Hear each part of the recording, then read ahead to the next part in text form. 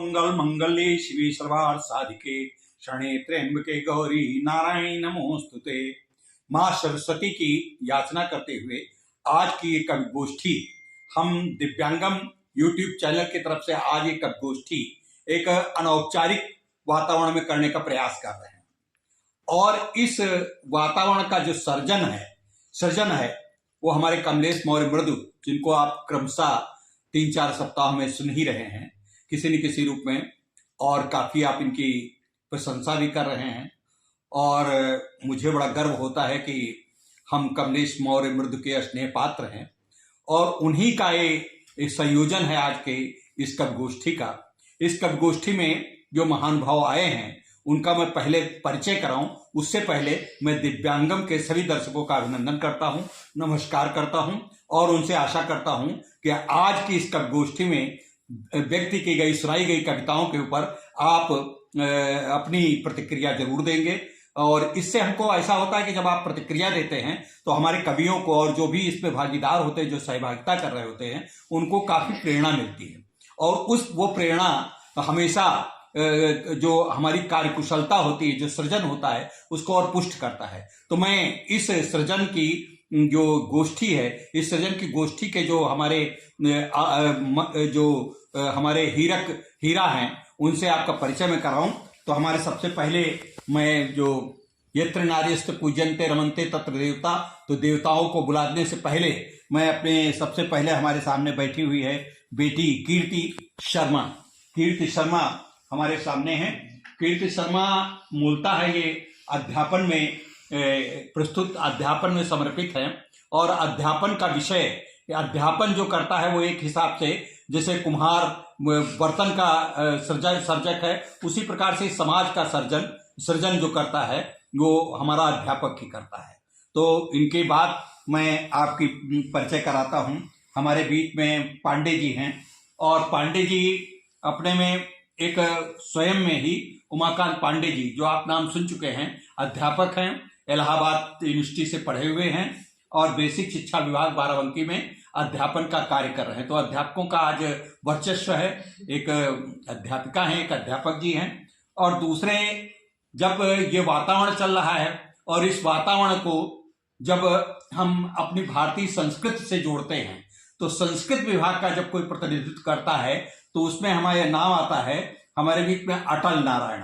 अटल नारायण संस्कृत विभाग से प्रयागराज के रहने वाले हैं, ओज के कवि हैं, छंद विधा में कविताएं करते हैं। तो आदरणीय अटल जी हैं।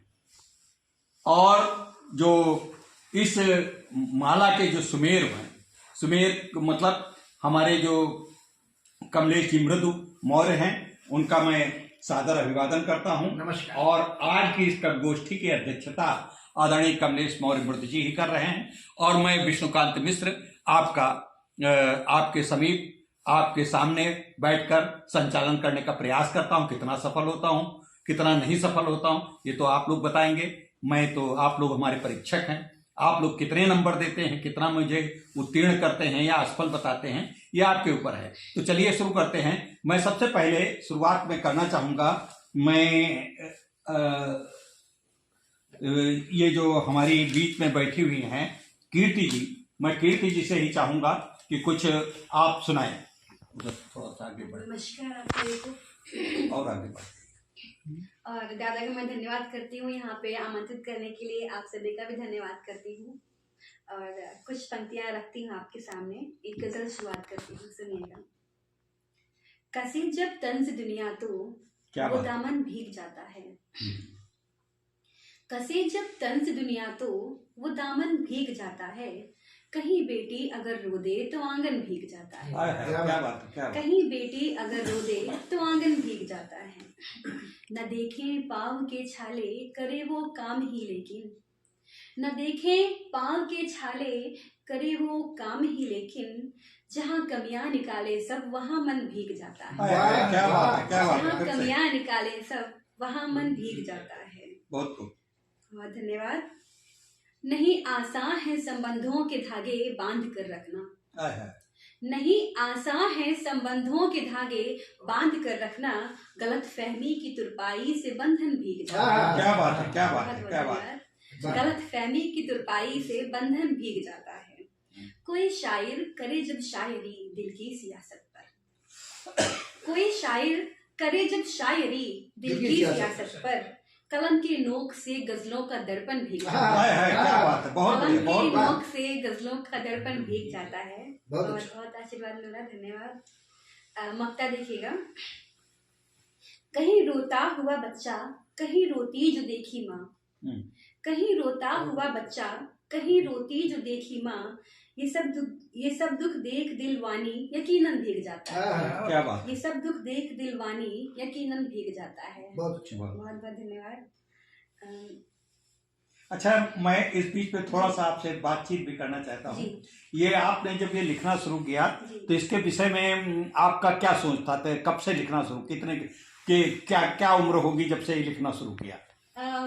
पहले तो मैं ऐसे ही पढ़ती थी थोड़ा बहुत, जहाँ भी डायरी मिली, कोई भी कविता लिखी है उसमें तो मैं वो पढ़ती थी। एक डायरी ऐसे बनाई तो उसमें से मैं देख देख के लिखती रहती थी। अच्छा, या अच्छा। पेपर की कटिंग में देखा मैंने कविताएं लिखी हुई हैं उसमें, तो उसमें फोटो के साथ आती थी कविताएं लिखकर अमर उजाला में, वो भी मैं कटिंग लगा के मतलब लिखती रहती थी, पढ़ती रहती थी। फिर ऐसे ही पता नहीं धीरे धीरे लिखते कुछ भी लिखने लगे, कविता जैसी वो लगने लगी, फिर धीरे धीरे सुधार आने लगा और लिखने लगी। यूं ही लिखती थी 2016-17 से। अच्छा, मंचों पे भी पढ़ती हैं? जी, मंचों पे अब मैं जाती हूँ।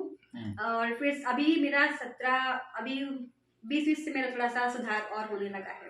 अच्छा जी, अभी 24 चल रहा है। हाँ, 2022 से थोड़ा सा मैं मात्राओं में आने लगी बाद में। फिर क्या बात है जी, उसके बाद में फिर और सुधार होने लगा। अभी तो ठीक ठाक कर रही कुछ हूँ। और सुनाना चाहेंगी? जी, सुनिएगा, मुक्तक सुनिएगा। धरा से आसमां तक जा सके वो राग गाना है, धरा से आसमां तक जा सके वो राग गाना है, लगी जो आग नफरत की उसे हमको बुझाना। क्या बात है, क्या बात है, बहुत बढ़िया। धरा से आसमां तक जा सके वो राग गाना है, लगी जो आग नफरत की उसे हमको बुझाना है, घृणा के भाव मर जाएं खिले सब फूल करुणा के। वाह। घृणा के भाव मर जाएं खिले सब फूल करुणा के, मिटाकर द्वेष अंतस का हृदय उपवन बनाना है। क्या बात, बहुत मिटाकर द्वेष अंतस का हृदय उपवन बनाना है। और मेरी 4 पंक्तियां जो मुझे बहुत पसंद है और लोगों को बहुत पसंद आती हैं, मैं वो 4 पंक्तियां रखना चाहूंगी। अक्सर मैं पढ़ देती हूँ, अच्छी लगती है लोगों को भी। स्वागत है। जी, सुनिएगा। स्वागत। सियासत के दरीचे से हिमाकत कर रही दुनिया, क्या बात है। सियासत के दरीचे से हिमाकत कर रही दुनिया, परेशान करके लोगों को शिकायत कर रही है, परेशान करके लोगों को शिकायत कर रही दुनिया, जहर सबके दिलों में घोल कर खुशियां मनाती है, जहर सबके दिलों में घोल कर खुशियां मनाती है, शरीफों को सजा देकर तिजारत कर रही दुनिया। क्या बात है, क्या बात है, बहुत बढ़िया। शरीफों को सजा देकर तिजारत कर रही दुनिया। जी, और सुनिएगा, जैसे बेटियों के लिए मैं बेटी बचाओ पे बहुत बढ़िया। तुम समझना जरा रास्ता है कठिन, तुम समझना जरा रास्ता है कठिन, अजनबी लोगों से वास्ता है कठिन, मुश्किलों में न फरियाद सबसे करो, मुश्किलों में न फरियाद सबसे करो, हर किसी से यहाँ राबता है कठिन, हर किसी से यहाँ राबता है कठिन। और एक कोशिश किया था मैंने, क्या है ये, देखिए 4 पंक्तियां हैं, ध्यान नहीं आ रहा है क्या बोलते हैं, देखो। क्योंकि रास्ता है कठिन आपने कहा ना, इसीलिए थोड़ा कठिनाई आ गई। मौसम में हमेशा ही नजाकत न मिली, मौसम में हमेशा ही नजाकत न मिली, लोगों के रवैये से यूं फुर्सत न मिली, मौसम में हमेशा ही नजाकत न मिली, लोगों के रवैये से यूं फुर्सत न मिली, एक धूप से झुलसी जो कली कहने लगी, एक धूप से झुलसी जो कली कहने लगी, हर शख्स को जीने की इजाजत ना मिली, हर शख्स को जीने की इजाजत ना मिली। एक गजल मैं पढ़ती हूँ, अभी जल्द ही ये कही थी मैंने, नहीं है अभी, शायद एक जगह मैंने पढ़ा है बस इसको। स्वागत।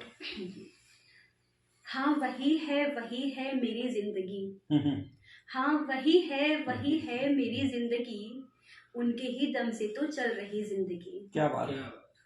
मौसमी रंग कई आते जाते रहे, मौसमी रंग कई आते जाते रहे, मुझको भाया जो मौसम वही जिंदगी। क्या बात। मुझको भाया जो मौसम वही जिंदगी। है सिया प्रीत राधा तो मीरा भी है सिया प्रीत राधा तो मीरा भी है, गर मिला साथ तो रुक्मणी जिंदगी। बहुत बढ़िया, बहुत बढ़िया, क्या बात बहुत है, धन्यवाद। बहुत बढ़िया। बहुत अच्छा। है सिया प्रीत राधा तो मीरा भी है, गर मिला साथ तो रुक्मणी जिंदगी। मोजिजा है कि मेरी दुआ का असर, जी समझ चमत्कार आप तो जानते होंगे जी। मोजिजा है कि मेरी दुआ का असर, साथ हैं आप अब है खुशी जिंदगी। क्या बात है। साथ हैं आप अब है खुशी जिंदगी। रात के सूनेपन में भटकती हुई, रात के सूनेपन में भटकती हुई, सिसकियों से उलझती रही जिंदगी। क्या बात। सिसकियों से उलझती रही जिंदगी। आप घर मिलने मुझसे न आए अगर, आप घर मुझसे मिलने न आए अगर, रूठ जाएगी फिर मनचली जिंदगी। क्या बात है, क्या बात। बहुत बहुत धन्यवाद। रूठ जाएगी फिर मनचली जिंदगी। मक्ता फूल सूखे हुए देखे वाणी ने जब, फूल सूखे हुए देखे वाणी ने जब, एक गजल डायरी में हुई जिंदगी। एक गजल डायरी में हुई जिंदगी। क्या बात, तालियां तो बनती हैं। तो ये बहुत अच्छा कीर्ति ने जो सुनाई, अब तक अपनी रचनाएं सुनाई, बहुत बढ़िया लगी। और इसमें एक हम लोगों में उल्लास बढ़ा है कि जिंदगी का आगे बढ़ाने का कैसा क्या तरीका हो, किस तरीके से।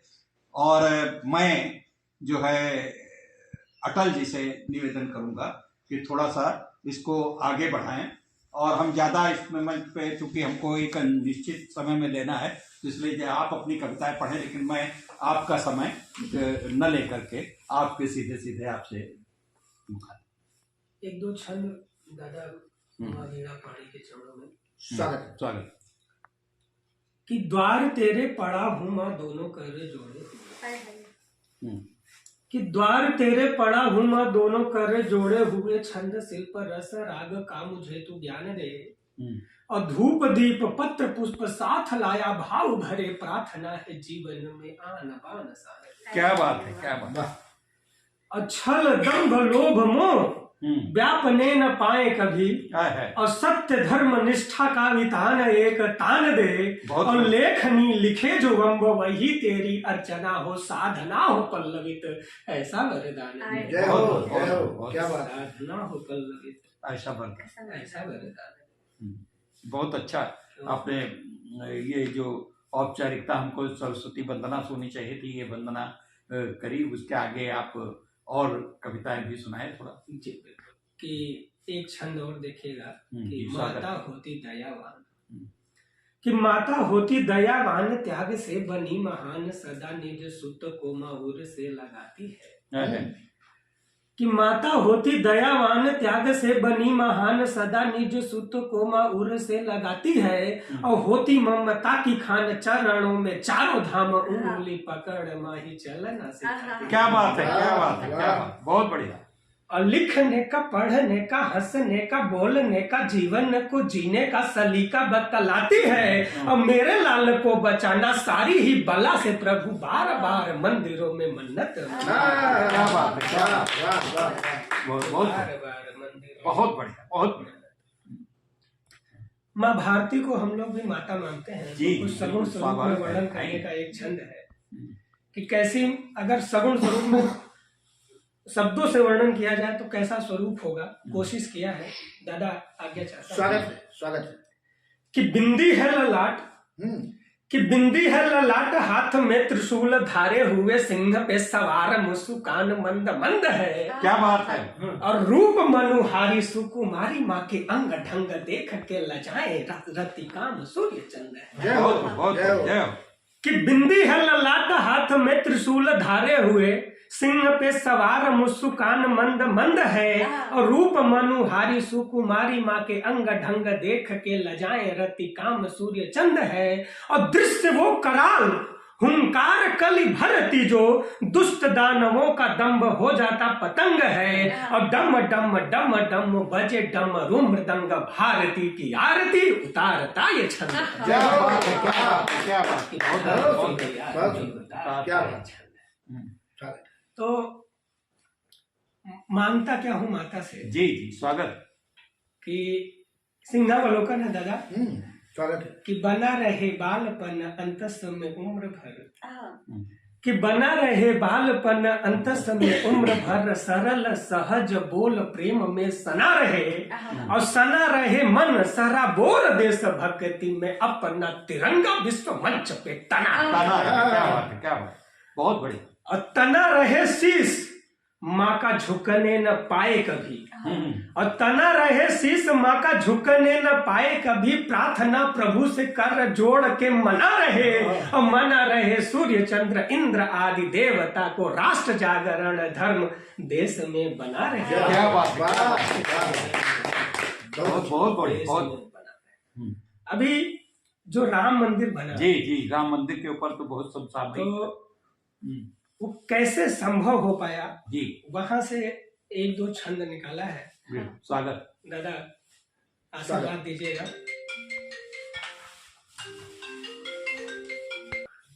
दो छंद है दादा, कि कैसे संभव हो पाया। हाँ। कि 14 में जब हम लोगों ने एक फैसला लिया, जनता ने फैसला लिया, तो उसका क्या दूरगामी परिणाम होते हैं। कि शेर दिल सा प्रधान, कि शेर दिल सा प्रधान देश में चुना गया, तो सत्य धर्म का प्रचार अविराम हो गया। कि शेर दिल सा प्रधान देश में चुना गया, तो सत्य धर्म का प्रचार अविराम हो गया, और राज्य की कमान जब संत के करों में गई, देशद्रोहियों का सत्य राम नाम। वाह। कि शेर दिल सा प्रधान देश में चुना गया, तो सत्य धर्म का प्रचार अविराम हो गया, और राज्य की कमान जब संत के करों में गई, देशद्रोहियों का सत्य राम नाम हो गया, और राम ही है आदि अंत, और राष्ट्र के है केंद्र बिंदु, और राम के ही नाम है एक काम हो गया, और अवधपुरी का धाम झूम झूम गान करे, लगता है चारों ओर राम धाम। जय हो, जय क्या हो। बात है, जय श्री राम। बहुत चाटर्जी जी, क्या बात है। क्या बात है, बहुत बढ़िया, बहुत बढ़िया। कि एक राम अवध के, कि एक राम अवध के वनवासी, एक राम सबरी के, राम की तो लीला ही निराली है। कि एक राम अवध के वनवासी, एक राम सबरी के, राम की तो लीला ही निराली है। और पितु के वचन हेतु, संत के नमन हेतु, रिपु के धमन हेतु, धनु ही उठा ली। कि एक राम अवध के वनवासी, एक राम सबरी के, राम की तो लीला ही निराली है। और पितु के वचन हेतु, संत के नमन हेतु, रिपु के दमन हेतु, धनु ही उठा ली है। और भव्य दिव्य राज्य छोड़, वल कल वस्त्र ओढ़, और भक्ति भावना में डूब, जूठी बेर खाली है। और वही मेरे प्यारे सुकुमार राम आ गए हैं, मेरे लिए वही दिन आज से दिवाली। जय हो, क्या मेरे लिए वही दिन, मेरे लिए वही दिन आज से दिवाली। क्या बात। आज से दिवाली। और सचमुच में पूरे देश में दिवाली ही एक दूसरी दिवाली पूरे देश में शुरू हो गई है 22 जनवरी। और उस 22 जनवरी का जो महत्व है, वो मतलब पूरे विश्व में उस महत्व को, गौरवशाली भारत के गौरव गाथा का गान पूरा विश्व कर रहा है। और उस गौरव गाथा के गान में जब हम अगली कड़ी जोड़ते हैं, तो हमारे सामने हमारे बीच में उमाकांत पांडे जी हैं। उमाकांत पांडे जी से निवेदन करेंगे कि वो भी अयोध्या से आए हैं। और जब अयोध्या की बात हो रही, तो अयोध्या से जब आए हुए उमाकांत पांडे जी हैं, तो उमाकांत पांडे जी को बड़ी श्रद्धा पूर्वक, अयोध्या का जब वास है तो उसमें श्रद्धा स्वयं उत्पन्न होती है। तो उमाकांत पांडे जी को बड़े विनम्रता और श्रद्धा पूर्वक आमंत्रित करते हैं। आपका बहुत बहुत धन्यवाद। और सभी श्रोताओं और दर्शकों को मेरा प्रणाम है। मैं भगवान राम श्री रामचंद्र जी की नगरी से आता हूँ, अयोध्या से। सौभाग्य है मेरा कि वो मेरा जन्म स्थान है, और वहाँ मुझे पैदा ईश्वर ने किया। सौभाग्यशाली हूँ। मैं सामाजिक संबंधों पर भी बात करूंगा और फिर भगवान श्री रामचंद्र जी की भी बात करूंगा जी। कुछ कविताएं पढ़ूंगा। सर्वप्रथम सामाजिक संबंधों पर 4 पंक्तियां एक मुक्तक के माध्यम से आपके बीच में रखता हूँ। स्वागत। कि गरम ठंडा अगर हो 7 शीशे फूट जाते हैं, गरम ठंडा अगर हो 7 शीशे फूट जाते हैं, नशा दौलत का चढ़ जाए तो अपने छूट जाते हैं। गरम ठंडा अगर हो 7 शीशे फूट जाते हैं, नशा दौलत का चढ़ जाए तो अपने छूट जाते हैं। और बड़े नाजुक बने इंसान के संबंध दुनिया में, बड़े नाजुक बने इंसान के संबंध दुनिया में, अहम आ जाए रिश्तों में तो रिश्ते टूट जाते हैं। अहम आ जाए रिश्तों में तो रिश्ते टूट जाते हैं। और हमारे जीवन में माँ बाप का क्या महत्व होता है, तब 4 पंक्तियां मैंने कही हैं कि जमी की बात है क्या आसमान तेरा है, जमी की बात है क्या आसमान तेरा है, सहन बरामद कमरे मकान तेरा है, सहन बरामद कमरे मकान तेरा है। अगर दिला दे मेरा बचपन अम्मा बाबू, उनके बदले में ये सारा जहान तेरा है, उनके बदले में ये सारा जहान तेरा है। जो लोग माँ बाप को भी बांट लेते हैं, माँ बाप की कोई कीमत नहीं हो सकती, इन पंक्तियों में मैंने कहने की कोशिश की है। और 4 पंक्तियां जब लोग अपनों से धोखा खाते हैं उस पर है सामाजिक चेतना के नाम है कि खुली है आँख जरा देर से हम जागे हैं, खुली है आँख जरा देर से हम जागे हैं, मुखौटा देख न पाए थे हम अभागे हैं, मुखौटा देख न पाए थे हम अभागे हैं। जिन्होंने आग लगाई थी खुद मकाम मेरे,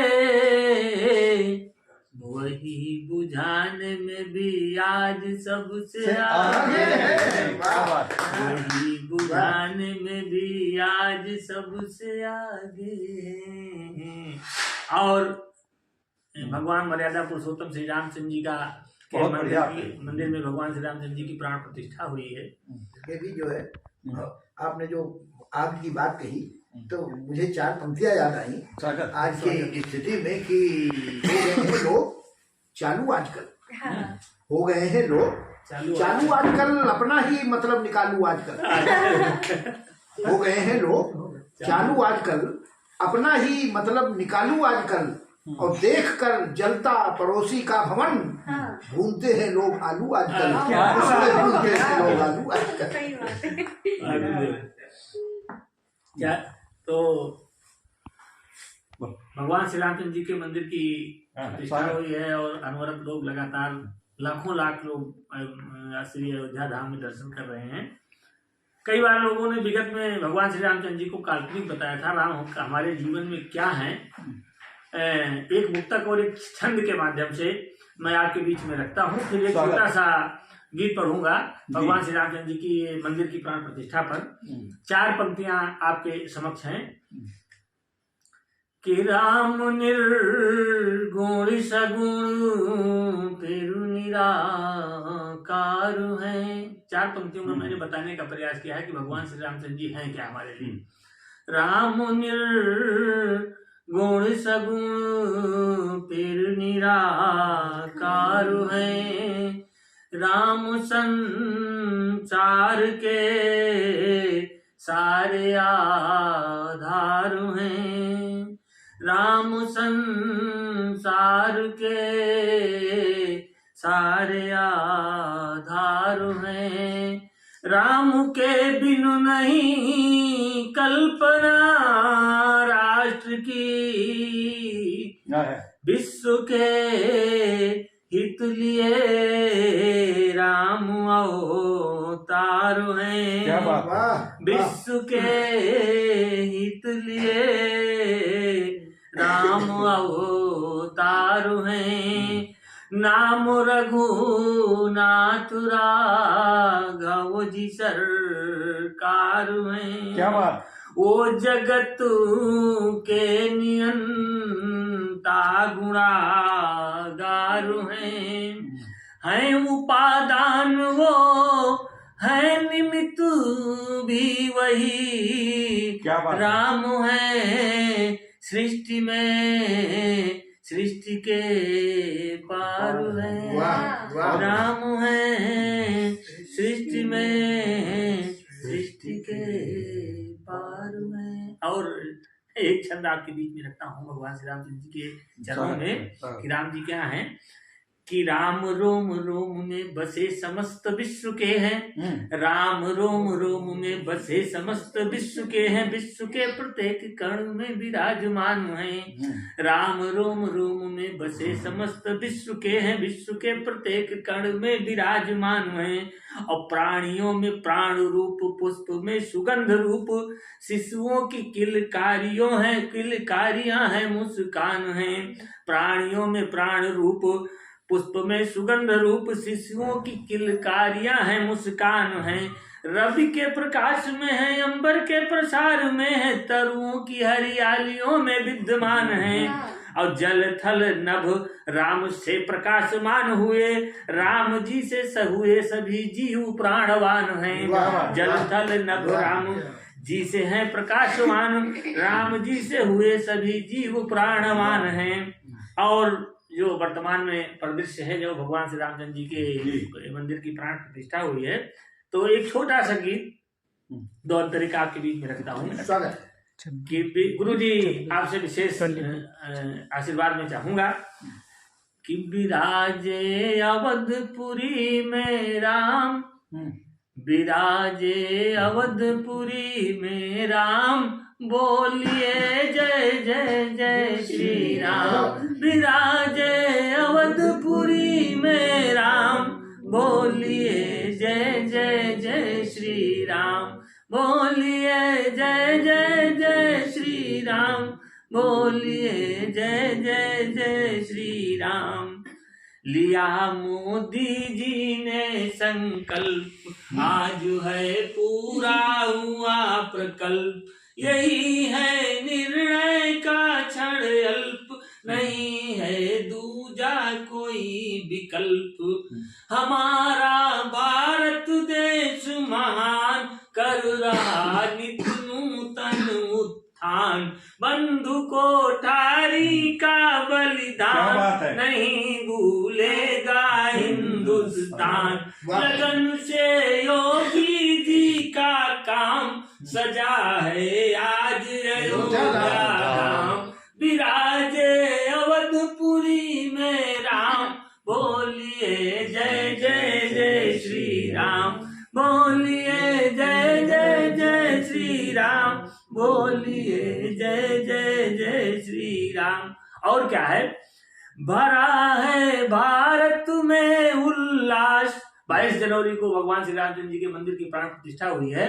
कितनी ठंड थी, लेकिन भारत पूरा उल्लसित था। पूरे देश में दीपावली मनाई गई है और ये 22 जनवरी की तिथि इतिहास में अंकित हो गई है। और शायद हम प्रत्येक वर्ष इस दिवस को भी दिवाली के रूप में भी मनाएंगे। ऐसा उल्लास भरा हुआ है। तब मैं पंक्तियां निवेदित करता हूँ। भरा है भारत में उल्लास, जनवरी लगता है मधुमास। हमारा है ऐसा विश्वास, राम जी सबके हैं उच्छ्वास। रहेंगे जिनके पद तल, कमल ठाठ से आए अपने महल। भव्य मंदिर के सारे तल, मिलेंगे दर्शन नित्य बिरल। है जपते ऋषि मुनि जो नाम, जानकी माता होगी वाम। विराजे अवधपुरी में राम, बोलिए जय जय जय श्री जय। बोलिए जय जय जय। और इस गीत का अंतिम अंतरा है, स्वागत है।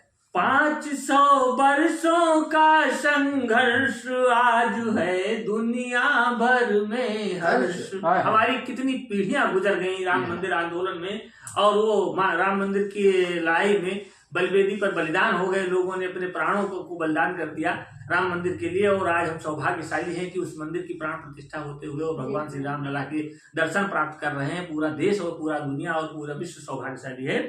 500 वर्षों का संघर्ष आज है दुनिया भर में हर्ष। शांति अपना प्रतिक्षण आदर्श, हमेशा युद्ध नहीं निष्कर्ष। बनी थी शूर्पणखा गुणवान, मगर पहचान गए भगवान।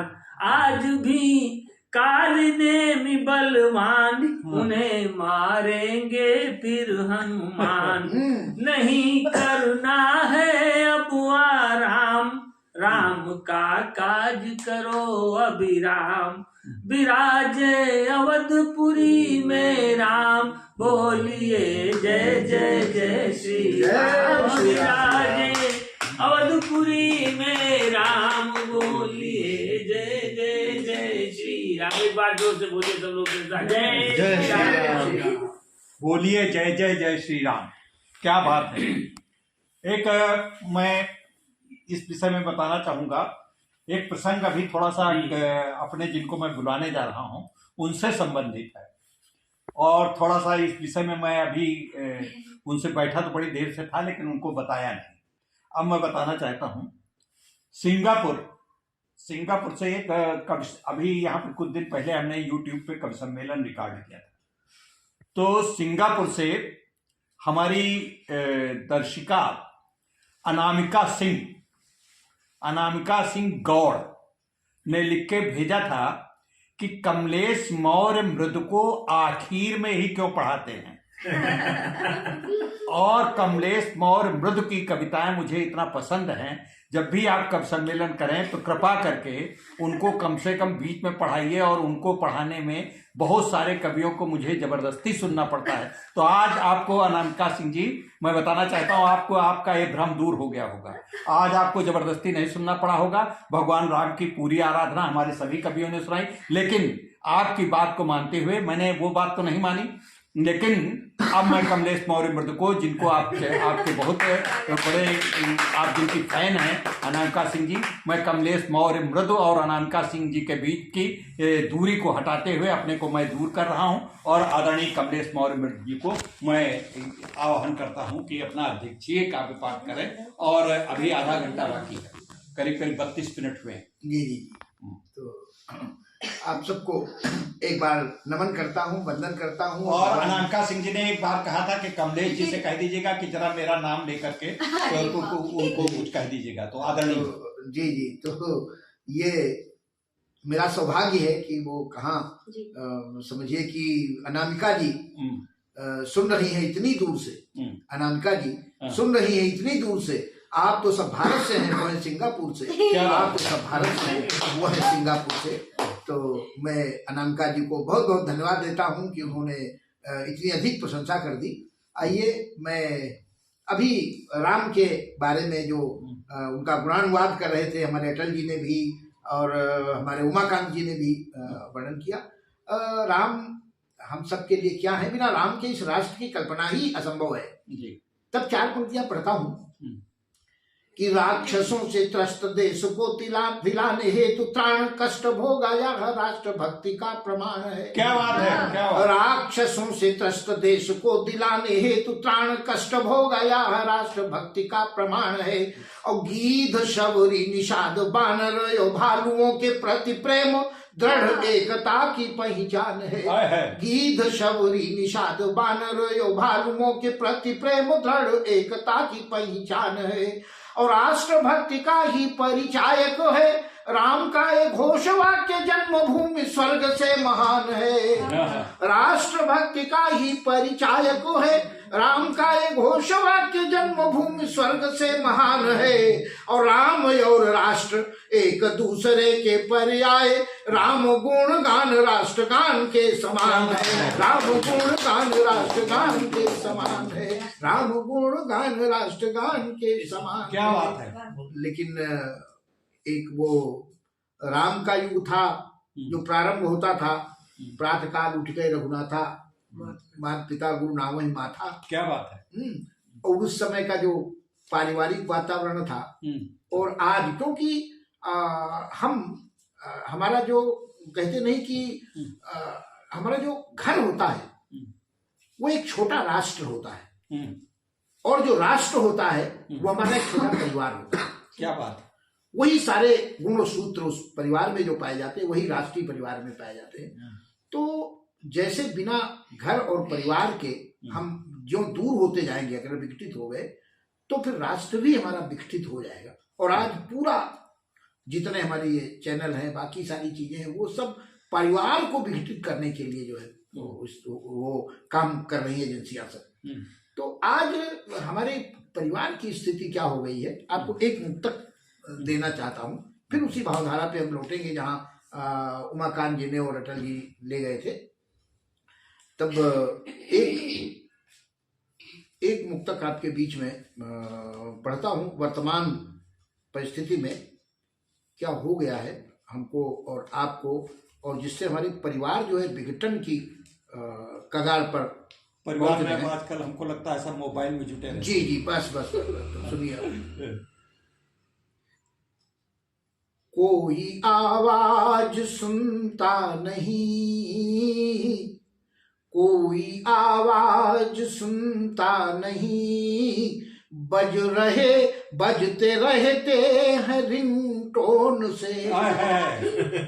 कोई आवाज सुनता नहीं, बजते रहते हैं रिंगटोन से।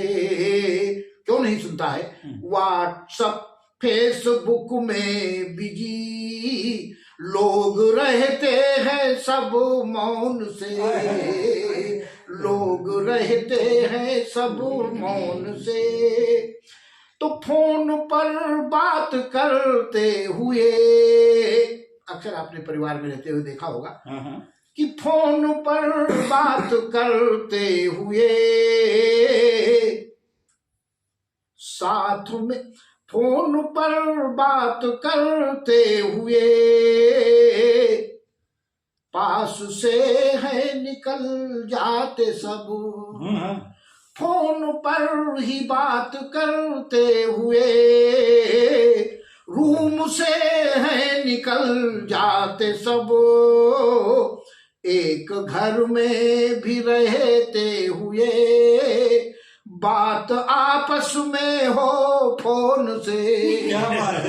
एक घर में भी रहते हुए बात आपस में हो फोन से।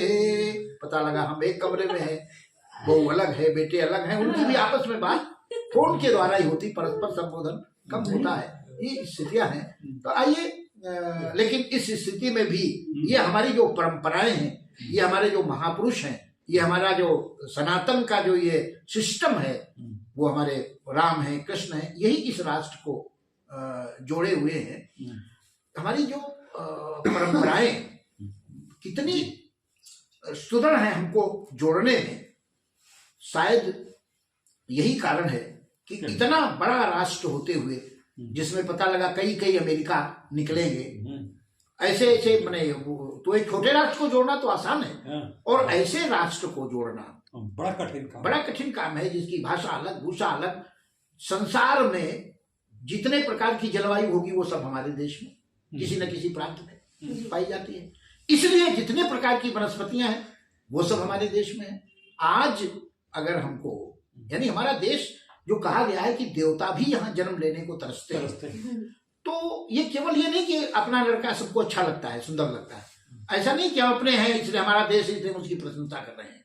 वास्तव में अगर आप देखें तो आज अगर आपको जाड़े में आनंद लेना है गर्मी का, तो कहीं दूसरे किसी देश का पासपोर्ट वीजा लेने की जरूरत नहीं है। अपने जाड़े में गर्मी का आनंद लेना हो, किसी भी समुद्र के किनारे आप पहुंच जाइए। जब हमारे 4 धाम की यात्रा पे पिताजी गए थे, तो यही जनवरी का मौसम था, 8-10 जनवरी के आसपास भयंकर ठंड होती है। तो तब बेसिक फोन हुआ करते थे। पिताजी ने रात को 9 बजे फोन किया, तो मैं रजैया छोड़ के आया कंबल ओढ़ करके, और जब फोन उठाने के लिए तो उठाया तो कांप रहा था। पिताजी बोले, कहा बात भैया कांप रहे हो? कहीं कहा बताइए पप्पा, तुम रात 9 बजे फोन कह रहे हो और यहाँ जाड़न मारे हालत खराब है। कहीं नहीं, हम तो यहाँ जो है वो समुद्र किनारे गंगा सागर पर बनियान पहने खड़े हैं, कलकत्ता में बनियान पहने खड़े हैं। अपना देश, जाड़े में गर्मी का आनंद लेना है तो आप चले जाइए। और भयंकर गर्मी में अगर आपको आनंद ठंडी का लेना है तो आप कहीं भी माउंट आबू चले जाइए, कश्मीर चले जाइए, आप हिमाचल चले जाइए, कहीं न जाओ, अपने उत्तर प्रदेश में नैनीताल चले जाओ, उत्तराखंड चले जाओ। तो ये आपको अपने ही देश में गर्मी का आनंद, आप गर्मी में जाड़े का आनंद ले लीजिए। किसी भी ऋतु में बरसात का आनंद लेना है तो मेघालय चले जाओ, नाम ही उसका मेघालय, चेरापूंजी में 24 घंटे हमेशा बरसात होती रहती है। तो ऐसा यह जो है वह विलक्षण देश है। और अगर आपको कहीं ले जाना हो, मैंने 6 ऋतुओं वाला देश कहीं नहीं मिले आपको, 6 ऋतुएं जहाँ हैं। लोग एक ऋतु को तरसते हैं। इंग्लैंड में जब किसी दिन धूप निकल आती है तो वहां लोग सनबाथ करने के लिए हुजूम बाहर आ जाता, बड़ा आनंद में आते हैं। और यहाँ 6 ऋतु वाला देश। तो अगर आपको कहीं नहीं जाना है, बहुत से भक्त उन्होंने कहा भगवान को गर्ज हो तो हमको दर्शन दें, आप अपने दरवाजे पर झंडा डंडा गाड़ कर साल भर तक बैठ जाइए, तो 6 की 6 ऋतुएं आपके दरवाजे पर आपको नतमस्तक होने के लिए उपस्थित होंगी। ऐसा विलक्षण देश है। तो इस देश के जो है वो हम लोग निवासी हैं। तो आइए स्वागत। इसी परिप्रेक्ष्य में कोई कविता जी। तो लेकिन हाँ, तो मैं बता रहा था, ये परंपराएं हमें जोड़ने के लिए कैसी जो है वो, एक जो श्री प्रकाश जी, उन्होंने एक संस्मरण लिखा है। जब वो गवर्नर हुए पूर्वांचल के, जब देश स्वतंत्र हो गया, तो जैसे सब रियासतों को एक में मिलाने के लिए और भेजा था, हमारे गृह मंत्री सरदार पटेल जी ने सबको पत्र लिखे थे सब रियासतों का। तो पत्र लेकर के जब वो मणिपुर गए, तो वहां के राजा को जब दिया कि ये आप भारत राष्ट्र में शामिल होने के लिए, तो उन्होंने कहा अच्छा। वो श्री प्रकाश जी कहते हैं कि उसने 2 बग्घियां सजवाई और कहा बैठो इस पे, और लेके बग्घियां जब चली आगे, तो बिल्कुल जब शहर के बाहर ले गए तो डर लगने लगा इनको। उसके बाद जब और आगे ले गए शमशान पर, आओ वहीं पे उतर पड़े, वो भी उतर पड़े, मुझसे भी कहा नीचे उतरो, और कहा ये क्या है? बोले ये तो मरघट है, ये तो वो इसमें सब अंग्रेजों की कब्रें बनी हुई थी, अंग्रेजों की कब्रें बनी हुई थी। तो उन्होंने कहा इतने अंग्रेजों को मौत के घाट उतार दिया हमारे पुरखों ने, लेकिन कभी भी जो है ये देश कभी अंग्रेजों के उसमें साम्राज्य में शामिल नहीं हो पाया। अगर वो जो आया वो हार के गया है।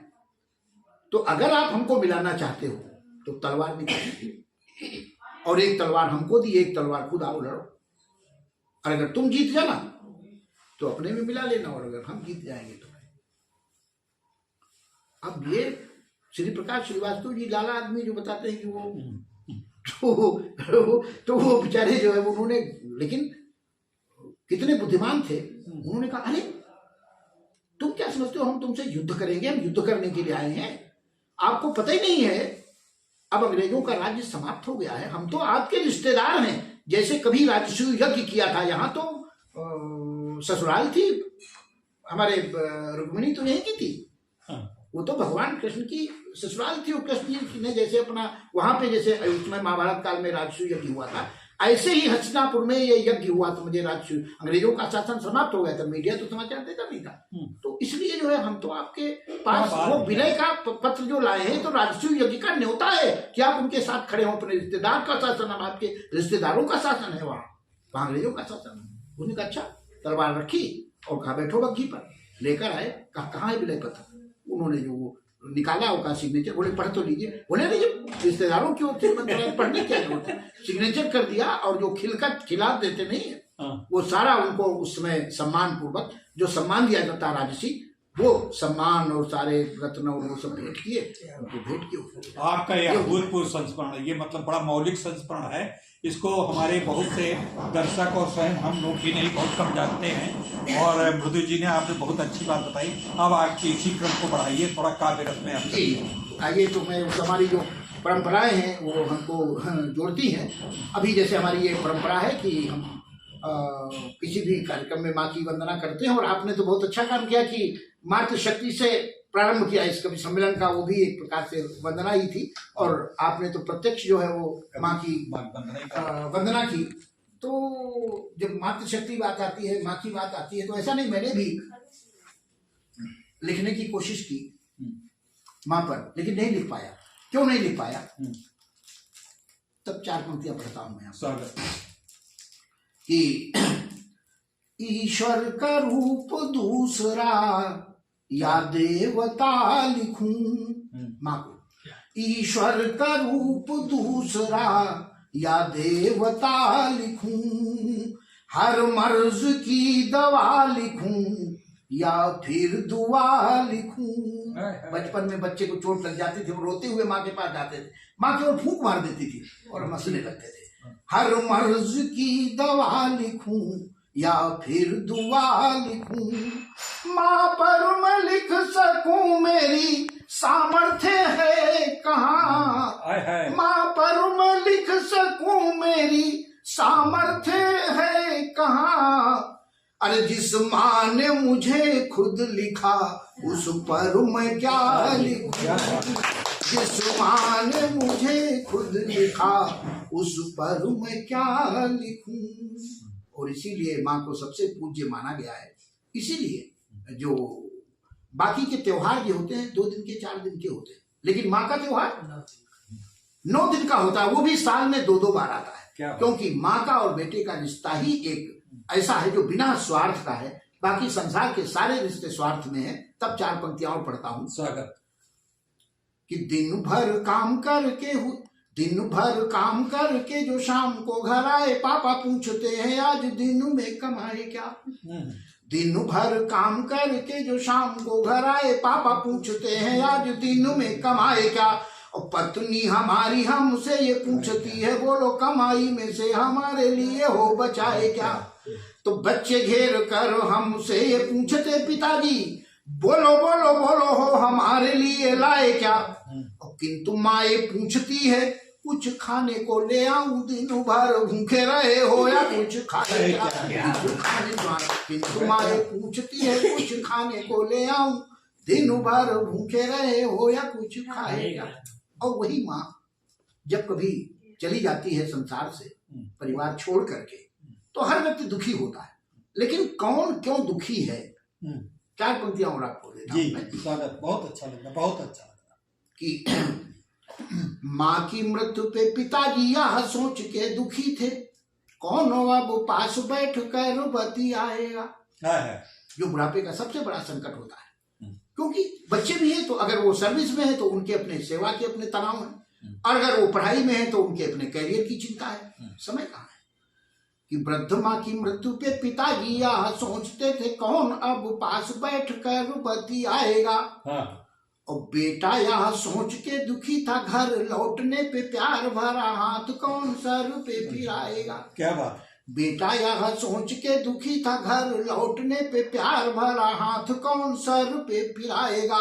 और पोता पोती यह सोच कर रो रहे थे, अब मम्मी पापा डांटेंगे तो कौन दुलराएगा, मम्मी पापा डांटेंगे तो कौन दुलराएगा। और बहू यह सोच सोच कर के थी परेशान, घर के जूठे बर्तनों को कौन मंजवाएगा, घर के जूठे बर्तनों को कौन मंजवाएगा। तुम तो हंस रही हो।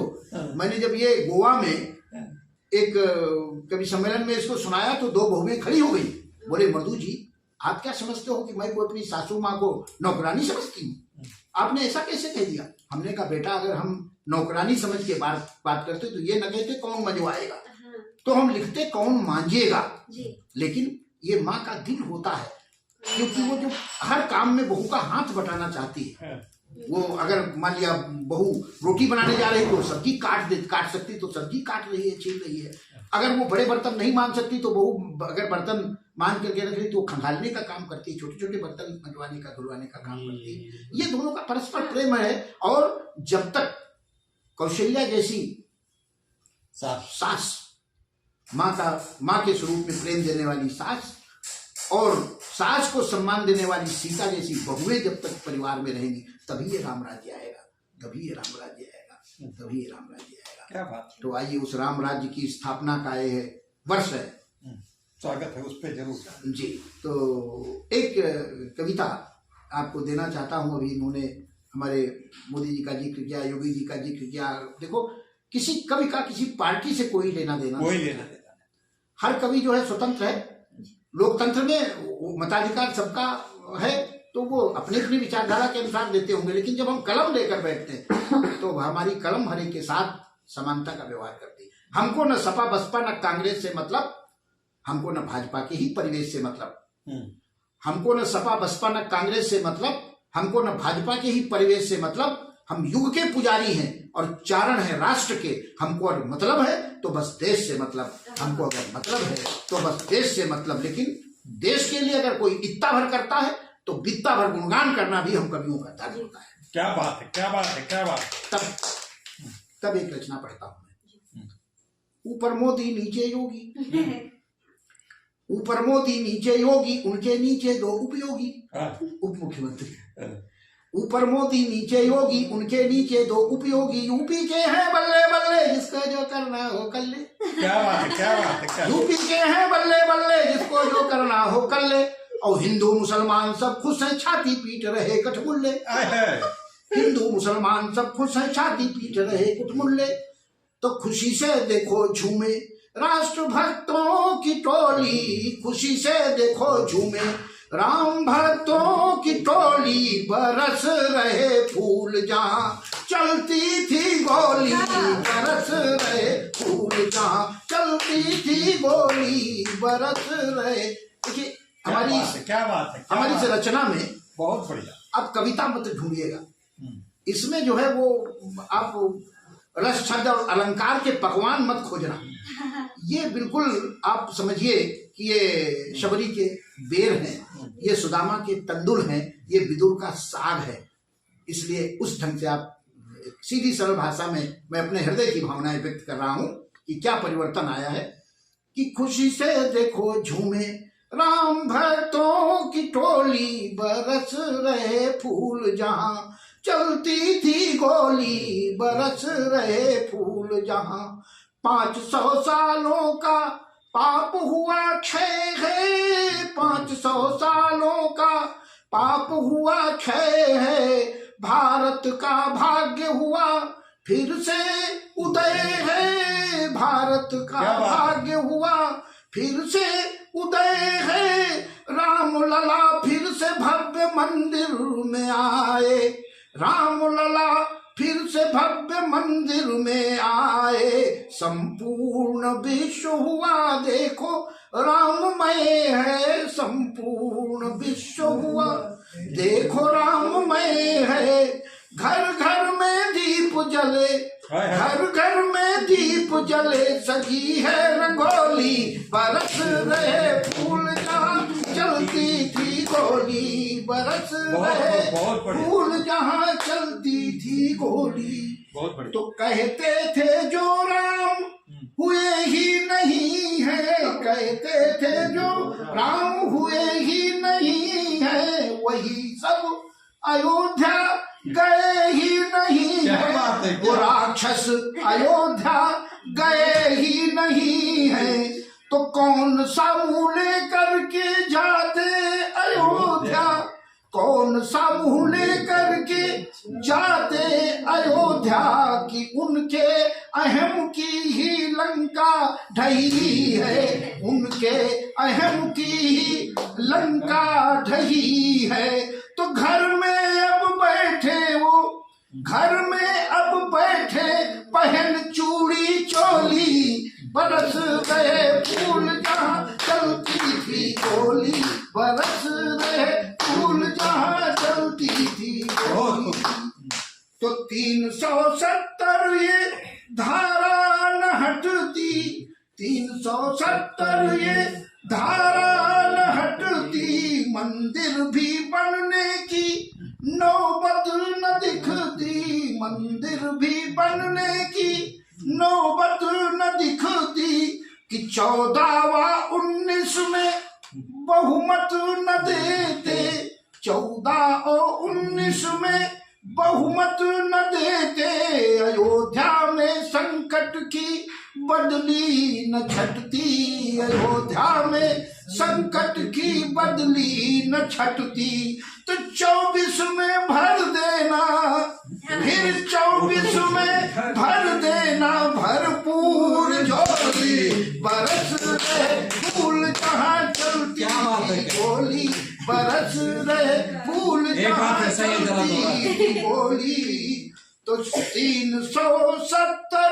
ये धारा न हटती, मंदिर भी बनने की नौबत न दिखती, और 14 व 19 में बहुमत न देते, तो अयोध्या में संकट की बदली न छटती, अयोध्या में संकट की बदली न छटती, तो 24 में फिर भर देना भरपूर झोली, बरस रहे फूल जहाँ चलती थी गोली, बरस। अंतिम है 5 बांट रहे लोग हमें अगड़े पिछड़े में, क्या बांट रहे लोग हमें अगड़े पिछड़े में, हमको न पड़ना किसी भी झगड़े में, हमको न पड़ना किसी भी झगड़े में, तो ताज व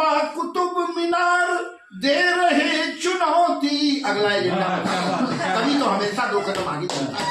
ताज व कुतुब मीनार दे रहे चुनौती, ताज व कुतुब मीनार दे रहे चुनौती, काशी व मथुरा अभी है लफड़े में, काशी व मथुरा अभी है लफड़े में, जनता अब जागी है, जनता अब जागी जो बहुत दिन सोली, बरस रहे फूल जहाँ चलती थी गोली, बरस रहे फूल जहाँ चलती थी गोली, बरस रहे फूल जहाँ चलती थी गोली। और इससे भी आगे का भी देखिए कितना बड़ी भविष्यवाणी कर दी, और आगे का एक एजेंडा भी तय कर दिया। कुतुब मीनार की बात हो गई, अभी हम अयोध्या से आगे बढ़े थे, भगवान महेश शंकर जी की नगरी पहुंचे थे, उसके बाद कृष्ण जी की पहुंचे, अब उसके बाद कुतुब मीनार, ताजमहल, उस पर भी कवि ने एजेंडा तय कर दिया। तो आज मित्रों हमने एक कवि सम्मेलन, एक बड़ा अनौपचारिक कवि सम्मेलन यहाँ पे आयोजित किया। सभी कवियों के हम बहुत विशेष रूप से कृतज्ञ हैं, और विशेषकर कमलेश मुर्दू जी का, जिन्होंने इस प्रकार के आयोजन की बात रखी, मौलिक विचार रखे, मौलिक सुझाव रखा, और इस प्रकार का हमको ये अवसर दिया। हम सभी लोगों के बहुत बहुत कृतज्ञ हैं। आप लोग आए, हम लोगों का परिचय, हमारा तो दिव्यांगम यूट्यूब का आप लोगों से कोई परिचय नहीं था। मैं चाहता हूं कि हमारे कवि भी हमारे दिव्यांगम यूट्यूब को थोड़ा सा आगे बढ़ाने में हमारी मदद करें, और आप लोगों को इसी तरीके से कविताएं और इसी तरीके के सांस्कृतिक आयोजनों की हम श्रृंखला आपके सामने प्रस्तुत करते रहेंगे। अभी देखिए कितने 3-4 बार हम विगत 15 दिनों में 3 बार कवि सम्मेलन हम प्रस्तुत कर चुके हैं, 4थी बार जा रहा है कि जो कल प्रसारित होगा। तो मित्रों फिर मिलते हैं, नमस्कार, जय।